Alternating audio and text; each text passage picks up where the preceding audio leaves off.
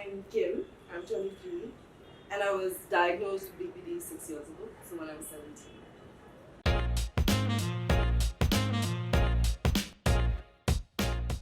Everyone's emotions are like a thermostat.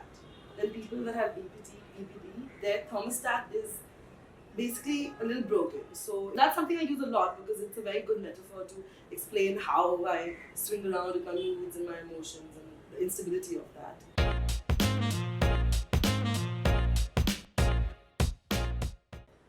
But I think this depends on the day and not only why I'm having a bad day, but the events of that day and how I woke up that morning.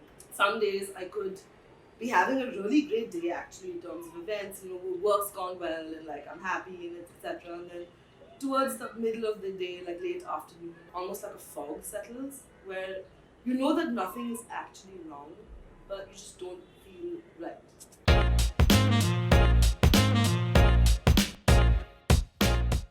Of course, there's the mood swings and extremity of emotion.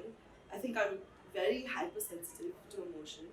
And not just my own, but also the people around me, dissociating. And that happens to me a lot. I'll be petting my dog, for example, and then I'll suddenly feel like I'm in a movie and I'm playing a character that has a dog and is petting their dog.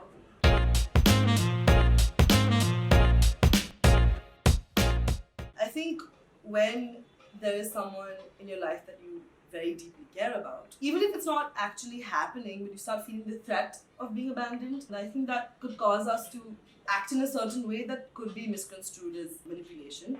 But I don't think the intent is ever to manipulate.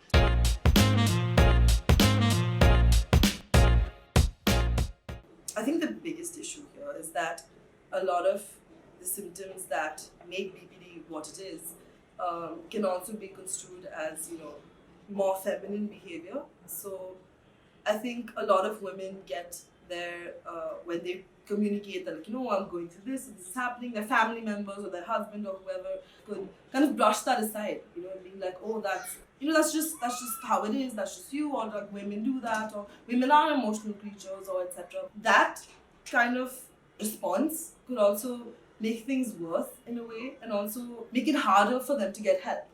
One of my fears is that women would justify it to themselves that this is normal and I'm just overreacting.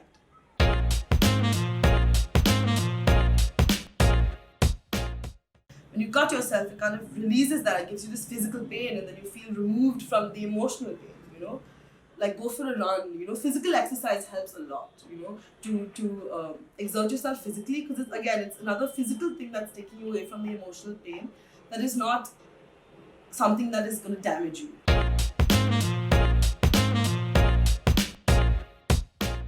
Right now, I would definitely say no. I guess normalizing mental health to be as prevalent or as normal as physical illnesses, and for people to understand that it's just as out of our control as physical illnesses, would really change, I think, the way that mental health is viewed.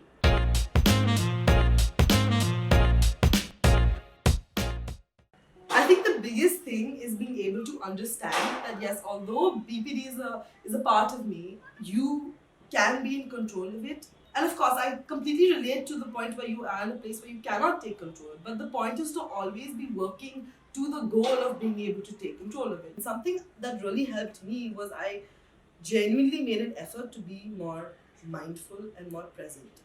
When I enter a room, I'll try to immerse myself in that situation. When you go on a date, think less about whether they like you and think more about, do I like them?